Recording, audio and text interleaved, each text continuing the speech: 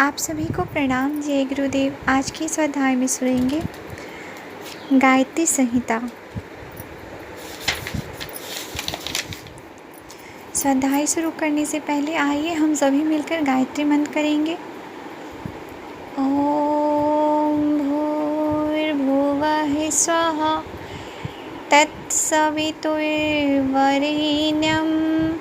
भर्गो देवस्य धीमहि धियो यो नः प्रचोदयात्।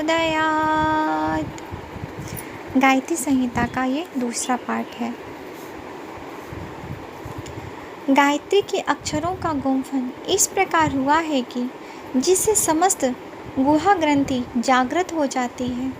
जागृत हुई ये सूक्ष्म यौगिक ग्रंथियाँ साधक के मन में निसंदेह शीघ्र ही दिव्य शक्तियों को पैदा कर देती है। ये दिव्य शक्तियाँ मनुष्यों के लिए नाना प्रकार के मंगलमय सुंदर परिणामों को उत्पन्न करती है।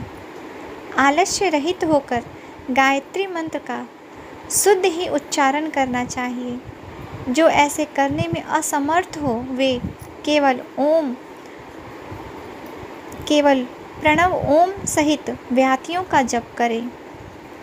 पहले प्रणव यानी ओम का उच्चारण करना चाहिए। तत्पश्चात भूर्भुवः स्वः का यह पंचाक्षरी मंत्र ओम भूर्भुवः स्वः वेदज्ञ विद्वानों ने लघु गायत्री कहा है।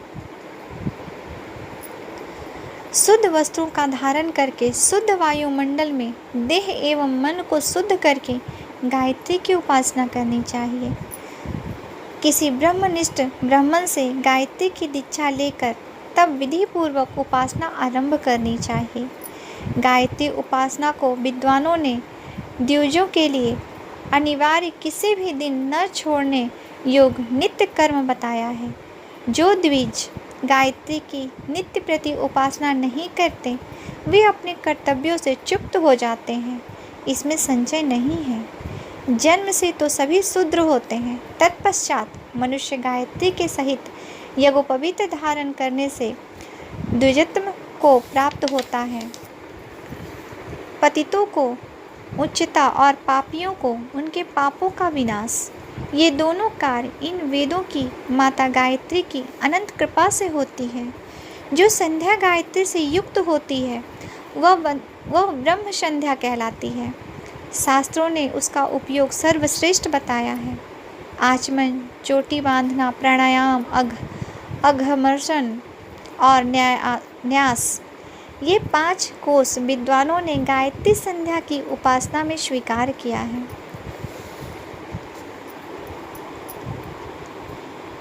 सावधान चित्त से ध्यानपूर्वक गायत्री मंत्र को सात्विक प्रयोजन के लिए तुलसी की माला पर जप करना चाहिए। प्रतिदिन कम से कम एक माला 108 मंत्रों का जप अवश्य ही करना चाहिए। ब्रह्म मुहूर्त में पूर्वाभिमुख होकर मेरुदंड को सीधा कर पद्मासन पर बैठकर ध्यान वंदन करें। संध्या वंदन करें। गलती हो गया, क्षमा करेंगे। दीनता, रोग, शोक, विरोध, आक्रमण, आपत्तियाँ और भय, इनके निवारण के लिए गायत्री का अनुष्ठान कराना चाहिए। इस अनुष्ठान से वह स्थिति पैदा होती है जिससे समस्त मनोवांछित अभिलाषाएं यथा समय पूर्णता को प्राप्त होती है। इस अनुष्ठान से साधकों को संसार में चमत्कार से पूर्ण अनेक प्रकार की गुप्त आध्यात्मिक शक्तियाँ प्राप्त होती हैं। विधि एक ध्यान पूर्वक गायत्री के 1.25 लाख मंत्रों का जप करना ही अनुष्ठान कहलाता है।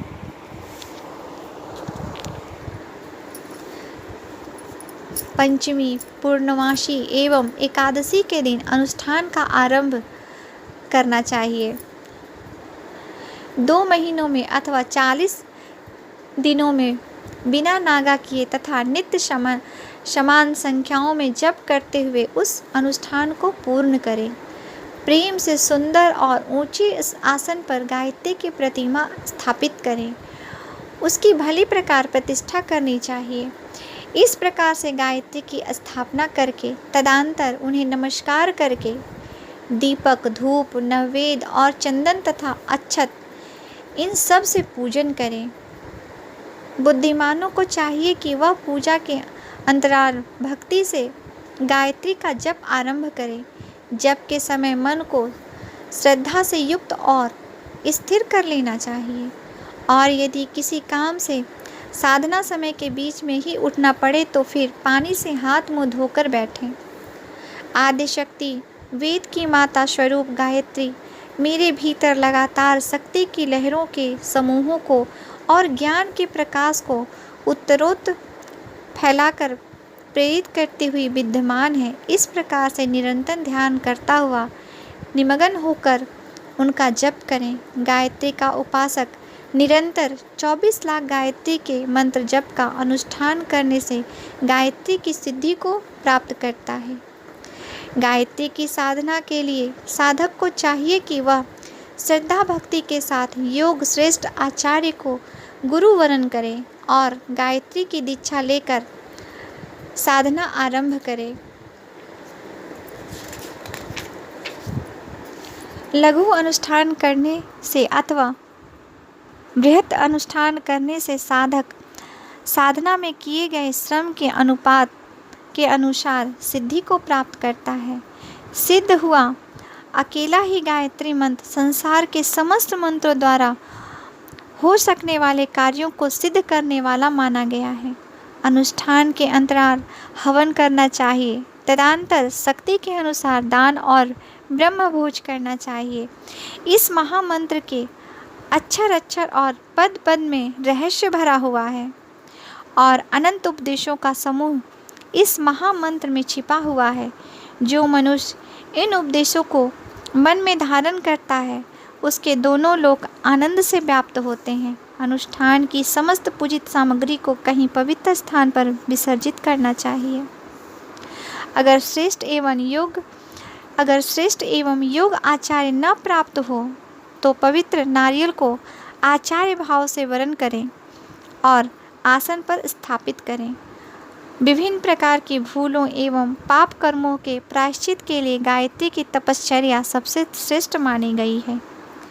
आत्मा की उन्नति के लिए शतोगुणी पदार्थ का उपयोग करना चाहिए और मनोअभिलाषाओं की पूर्ति के लिए रजोगुणी पदार्थ का उपयोग करना चाहिए।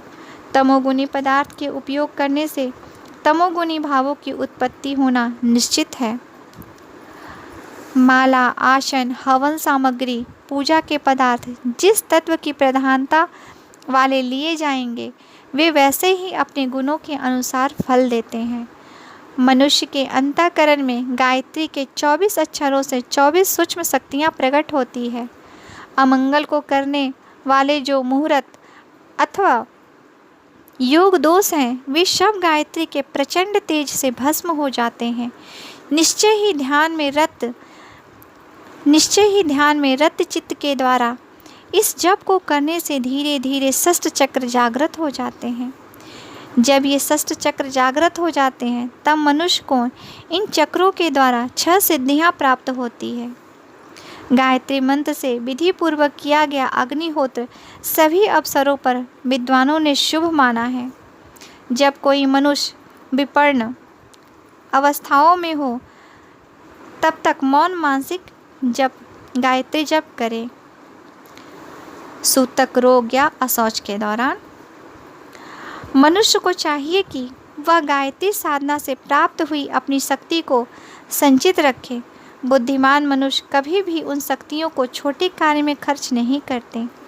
आत्म उद्धार के अभिलाषी मनुष्य को प्राप्त हुई अपनी शक्ति का जहाँ तहाँ आश्चर्यजनक प्रदर्शन नहीं करना चाहिए।